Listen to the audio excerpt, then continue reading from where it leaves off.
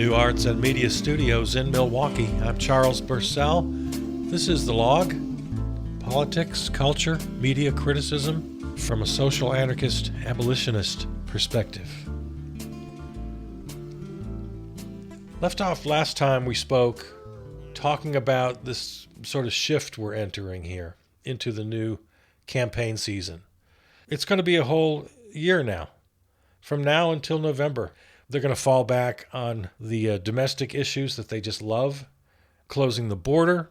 They'll brag how they did that. They always tie that with crime. They lie about how immigrants are criminals. And then they'll also continue with their lies about the economy. Which, if you're still falling for those, holy cow. I mean, how many times can we fall for the same lies? Not only the same lies repeated by the regime over the last 2 years of the campaign and then the first year of the administration, but all 4 years of the first administration. And let's go back. How far are we now removed from voodoo economics, from the original lies of trickle-down theory? 45 years? Is that where? 30? Yeah, that is 45 years. Good Lord. Hard to believe that some people have been telling the same lie for that long, and even harder to believe that so many people have fallen for that lie for so long. So, yeah, the shift has begun. You're going to hear a lot more rhetoric. You're going to hear a lot more lies on the things they think will win your vote. Crime, illegal immigration, and most of all, the economy. And it's just going to be all lies. Now, here's what's keeping me up at night. Here's what I'm worried about. The Democrats, that damn Democratic Party, they're going to win. They're going to win the midterms. They're going to win every other off-year election, special election. The Republican Party under MAGA is just imploding. Now, we should be happy about that, right? Well, yeah, but the Democrats are put in the position that they have to root for a bad economy. Because right now, as I said, they're winning solely by the catastrophic failure of MAGA.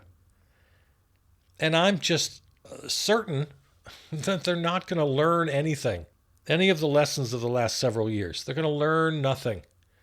The same old neoliberal corporate capitalist system will be revived yet again, one more time. The capital D Democrats are going to come back in to save this awful, awful system. 1 step forward and 10 steps back. Because they're not going to reverse the damage created by MAGA. And there's been plenty. They'll make a whole lot of promises. They'll win elections. And then they'll sit there in the Oval Office. They'll sit there in Congress and get nothing done. And we'll be right there back on the same old road that brought us to fascism in the first place. And it's already begun. I mean, the Democrats are just giddy. They won the Democratic mayor's office in Miami for the first time in 3 decades. They're so excited. This winning is going to make them confident. It's going to make them less likely to listen to reason from those of us on the left flank. They're happy for all the wrong reasons. And I'm really worried about it. They flipped a seat in the state legislature in Georgia from Republican to Democrat. This, of course, on the heels of the couple of governor's races they won, and, of course, the big win in New York City for Mamdani. Now, there is what they call themselves the Fight Club, but then they broke the first rule and they talked about it. They're calling themselves the Fight Club. It's an informal group of so-called liberal Senate Democrats. These labels are always very difficult. Let's instead call them the do-nothings and the do-somethings. Okay? The do-nothings would be represented by people like Chuck Schumer and Hakeem Jeffries. The do-somethings are the Bernie side of politics. So the Fight Club, they're the do-somethings. And they're organizing to push back on the leadership and to push back on the campaign arm of the party over candidate recruitment. Now, we here on the log have been encouraging anyone within the sound of my voice to please run for Congress as a Democrat, as an independent, as a social anarchist, as a socialist. I don't care how you want to label yourself, but I want you to run in the Democratic primary and challenge every single member of Congress. Except, well, maybe even including, I'll leave that up to you. The so-called Fight Club members are Bernie Sanders, Elizabeth Warren, Chris Van Hollen of Maryland, and Chris Murphy of Connecticut.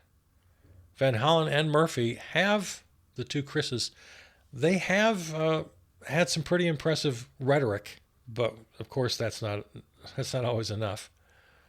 Senator Tina Smith of Minnesota, and then some others not named here in the article I'm looking at, but here. Ed Markey, Jeff Merkley. Yeah, we got the two Chris's and Markey and Merkley. I get Markey and Merkley mixed up for obvious reasons. Markey is from Massachusetts, Merkley from Oregon, and Martin Heinrich of New Mexico. Anyway, they're being open and vocal about opposing Democratic Party leadership, and that's good.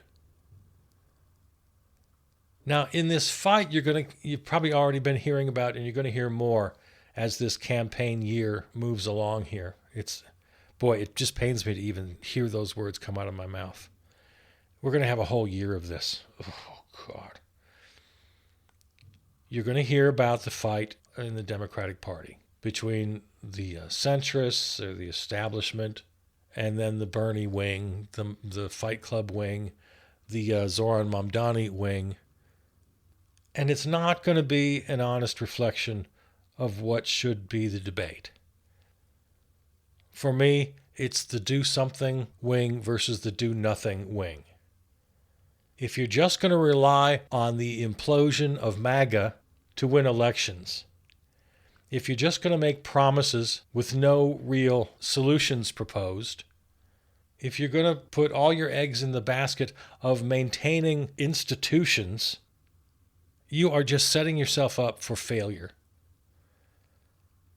Yes, you're going to win, but only because MAGA has failed so miserably. And then they're going to take those wins and interpret them 180 degrees wrong. They're going to think that means, the voters love us. We must be on the right track. Centrism is the answer. No.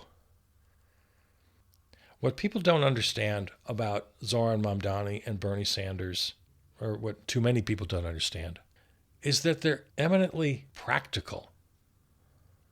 You know how much I love the sewer socialists of Milwaukee and Wisconsin. That's what Bernie is. That's what Zoran Mamdani is. They're not ideologues. They are pragmatists. They're the closest things we have to political science because they do what works. It's a scientific approach. They don't favor public investment because it's left ideologically. They favor it because it works. Everything the sewer socialists did, and then how they influenced FDR and the federal government and the New Deal, Social Security, unemployment insurance, publicly owned and run utilities, water treatment, even city-owned nonprofit grocery stores, which Zoran Mamdani is proposing, and what Daniel Hone successfully established in Milwaukee almost 100 years ago. None of this is ideological. It's just policy that works. And then there's also this. I've got some rules here for candidates. Stop telling me what the problems are. I want solutions. Don't tell me it's all about affordability. That's a buzzword. Don't tell me you favor good jobs. Everybody favors good jobs. Don't tell me that you're going to fight for excellent schools. Well, of course you're going to fight for excellent schools. Tell me how you're going to do it. Tell me the policy. Oh, but you can't do that in 30-second ads. You know what? Find a way. We got to get past just whining about the problems. Also, don't just rail against your opponents. You can You can include that in your stump speech. You can tell us how bad they are, but, we all know it. So yeah, don't just proclaim good schools or affordable health care, lower cost of living, high-paying jobs. State the problem precisely. Take a second to define the cause. That's a little bit of analysis. Why are people having a hard time finding jobs? You got a 30-second ad or a 10-minute interview on a media outlet or a half-hour stump speech? Fine, I understand they're different formats. But find a way to get in these 3 points. State the problem. Give us some analysis. Yeah, high-paying jobs? Well, because CEOs are getting 1,000 times the rate of their workers. That's why we can't have high-paying jobs. Because half the jobs out there are bullshit jobs. They're only there to serve the economy, not to serve people. Because automation, AI, robotics, we don't need as many workers, so there are more workers than jobs. Yeah, a little bit of analysis. Tell us why you think the problem is what it is. And then I want some solutions. Don't just tell me you're for high-paying jobs. Tell me how you're going to do it. And I don't want to get stuck on that one example, but give me some policy. Well, working families having a tough time? How about free childcare? Well, how are you going to pay for that?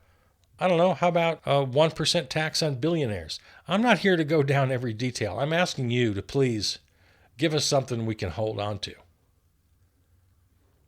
And don't do it sometimes. Do it always. Of course, yes, sometimes you have to be brief. That's not an excuse. You still have to touch all 3 bases.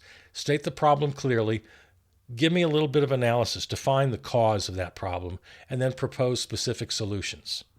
You can still be brief, but you got to hit those 3 points. I'm getting so tired of this grandiose, I'm for the American people BS. We have to demand this from all of our candidates. And for that point, we have to demand it from the media we choose. All right, let me just quickly go through a few other things I've been thinking about. Oh, got to mention this. I saw an article, Associated Press. Here's the headline. When formal systems stop working, neighbors turn to each other in what many call, quote, mutual aid, end quote. Yeah, they put mutual aid in quotation marks. When formal systems stop working, neighbors turn to each other in what many call mutual aid. As though they're just now discovering mutual aid. And I guess that's true. I guess a lot of people, even the AP, are just now learning the term. Well, that's sad. It's kind of funny. It's also just a little bit heartening that finally, a mainstream legacy press outlet is writing an article about mutual aid. Yeah, they're talking about it as though it's something odd or some kind of novelty. But for God's sakes, at least they mentioned it. So maybe that's some hope. I'll read you the first few lines. It opens with a quote. Times are tough. We take care of us. In early November, Kashish Ali posted those words to her Instagram story as part of a years-long practice she's had to fundraise for food and drop it off at community fridges in Atlanta, where she's from, and now in New York, where she lives. Ali, who is 32 and first-generation Pakistani immigrant, estimated that her friends and family have trusted her with thousands of dollars over the past couple of years. So, yeah, it's not even a straight news story. It's a feature story. It's a profile. For her, it's a practice of giving back and creating connection. It's also part of a growing interest in grassroots efforts to meet community needs that many call, quote, mutual aid. As though it's some mysterious, fringe, novel, nutty idea. Often, mutual aid just comes down to neighbors helping neighbors, and as many face high prices, cuts to government programs, and political uncertainty, organizers say interest has swelled. This is just, I don't know whether to laugh or cry. The fact that they're treating the concept of mutual aid as something weird or new or fringe is just frightening to me. That we can be in a world where so many people don't understand. Now, I guess the positive spin on this, okay, we do live in that world. People don't know what mutual aid is. They have to be brought along from the very beginning. All right, I guess if that's what it takes, but oh my God. Mutual aid, as we've talked about on this program for many, many years, is an absolute, essential, primary strategy for getting out from under the thumb of not only this fascist regime, but this corporate Republican Democratic duopoly that's had no answers for us over these 45 years since the inauguration of Ronald Reagan and voodoo economics and trickle-down theory, and all of it has created a poorer and poorer working class. Until now, we've reached a point where it's working class poverty for most of us. It's yachts and champagne for some of us. And then in this shrinking middle class, more and more sort of beholden to working for and building things for that 1%. It's just such a screwed up economy, such a screwed up system. Yeah, so that's AP's reporting on what many call mutual aid. Yeah, laugh or cry. This might be a good time to share something with you. I did just a little bit of poking around to find some writers or some groups that share work on sort of practical nuts and bolts anarchist solutions. The things we favor here on the log: open borders, direct democracy, moneyless society, or at the very least, systems that rely less and less on money. Yeah, of course, I want to abolish money. I also understand that there might have to be steps along the way, but at the very least, we have to move toward taking it out of its central position. So I looked around and I found a couple things. If you have your phone out, open up your notes pad, or if you have one of your 37 pencils. And by the way, these are all on Substack. For the moment, Substack is still terrific. I don't know if and when Substack will fall prey to the enchilification of the internet. It probably will at some point, but not yet. Now, I'm not recommending any of these. These are just ones that I found that I'm only now starting to look into. One is called The Peaceful Revolutionary. The Peaceful Revolutionary explicitly argues for a stateless, classless, ownerless, moneyless world via anarchism, with a lot of emphasis on prefiguration, mutual aid, and horizontal organizing. Something called Roses and Resistance. Looks like they focus on shared decision-making, off-grid communes, things like that. Someone by the name of Margaret Killjoy, writing about what anarchism means in practice. Horizontalism. Oh, I've used that term myself. I thought I coined it. Anti-authoritarianism, grassroots decision-making. I haven't checked this one out at all. It's called Expressive Egg, but it caught my eye. A strong critique of financialized life and an emphasis on non-monetary wealth and autonomy. And I mentioned at the top the Peaceful Revolutionary. Did I? Is that the same one I mentioned earlier? Yeah. They write about mutual aid, the kind of things we talk about. Shared tool libraries, neighborhood energy co-ops, free stores, community pantries, things like that. So there you go. Do some fun holiday reading during these long, dark winter nights. We've all got to get our heads in a space where we can start to understand social anarchism and abolitionist theories regarding money, borders, states. Because, as I've said many times, we're not going back. at least not successfully. At this point, going back sounds appealing, right? Those of us who can be loosely referred to as the left, certainly anybody anti-MAGA, it might sound appealing, the idea, oh, well, we want to go back to a time before there was MAGA fascism. That's not possible. I mean, just try to wrap your head around that. Try to imagine a world, a system, where money and profits within competing nation states would provide the correct incentives for us to regain everything we've lost through MAGA fascism.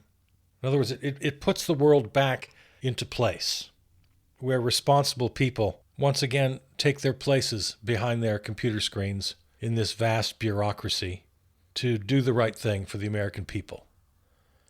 That members of Congress enact proper legislation to reinstall the regulations decimated, to protect our health and safety, to protect our money from those who would steal our wages and nickel and dime us to death.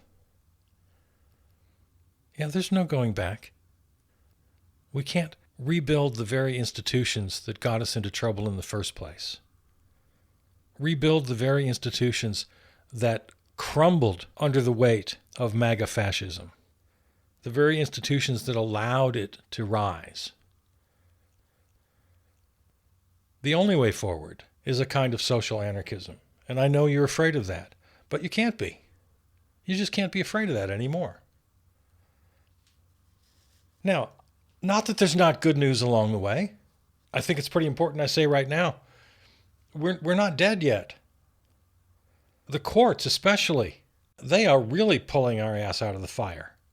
The Supreme Court, my God, that's got to be part of our radical readjustment here coming out the other end. We have to have serious radical reform for the Supreme Court. It should be up to maybe 18 members with term limits, just radical reform. They are gone. But the good news, again, the courts, Kilmar Abrego Garcia, a federal judge, issued an order to prohibit immigration officials from detaining Abrego Garcia once again.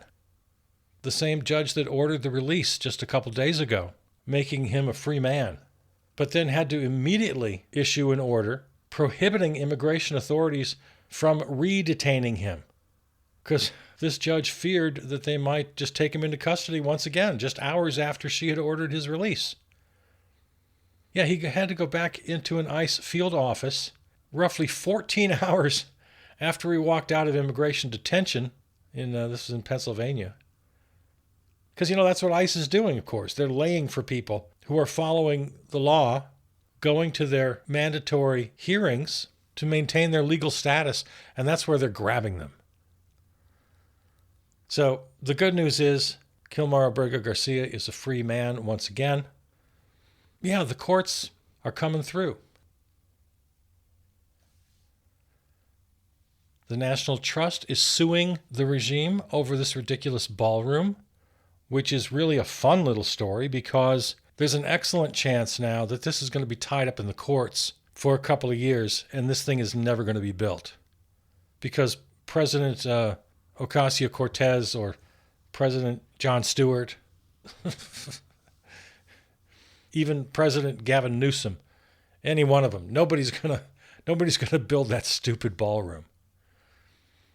So there's an excellent chance that that issue is just over. That's sweet to think about, isn't it? So yeah, the courts are still working. They're keeping us alive. Not to mention this crack in the armor of the Republican Party. We got a few Republicans who've just had it. Now, as I've said 1,000 times, politicians don't do the right thing out of the goodness of their heart. They only do the right thing when they're pressured to do so, and their voters are absolutely demanding that they stand up. So there have been a couple of different discharge petitions. Of course, the most famous one was the one recently passed to get the Epstein files released. But then that kind of lit a fire under them. Hey, we don't have to wait for MAGA Grinder Johnson to authorize a vote. We can go around them with a discharge petition. And they've done that very thing. They've done that very thing on the murders of Venezuelans in their boats. Yeah, there's a discharge petition demanding the release of those videos. There's another one demanding that ACA subsidies be extended. There's yet another discharge petition making the rounds prohibiting members of Congress from trading in the stock market. There's another one to restore federal workers' union rights. So, yeah, we're not dead yet. Democracy is hanging on by its fingernails. By the way, let me just say very clearly here, these examples, these discharge petitions, this is further proof that social anarchism, democratic anarchism, is better than our current system by a wide country mile. Because if you're still having trouble with the term, just please know that when I say social anarchism, I simply mean lateral power, where money isn't ruling the day. No hierarchy, no money. Lateral political power. And the House of Representatives, when you eliminate the hierarchy of leadership, when you eliminate the dictatorial role of the orange meat puppet, the House of Representatives is the most democratic institution in our federal government. And the use of the discharge petitions is the most small d democratic tool they have. You've heard the story about the Indiana state legislature. Members threatened with primaries. Members were being swatted. They were getting ominous pizza deliveries. I saw one state rep interviewed said he had to leave his home, that he was at one location, his spouse and children were at another location because of physical threats. The state itself threatened with funding withheld, projects canceled if they didn't go along with the regime's plans for gerrymandering, for rigging the midterms. They refused. We are hanging on. Democracy, the voice of the people, is the only thing that will ever work. The further we move away from that very simple concept, the more trouble we're in. But the more we embrace that concept, the more hope we have to reverse the advance of full-blown fascism in this country. We are in the fight of our lives. It is far from over, and the winner of this battle has yet to be crowned. But we are absolutely still in this fight. And our greatest weapon is small d, lateral democracy.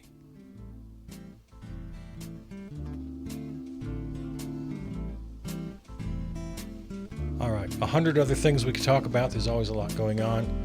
Please be well informed, find reputable sources, and use that information to stay in the fight. This and all episodes can be heard at the website charlespurcell.com or on your favorite podcast platform. Follow us on Blue Sky and Substack. Thanks to our flagship terrestrial station, River West Radio in Milwaukee. Peter Donalds wrote and performed our theme song. Okay, I love you. I'll see you out there.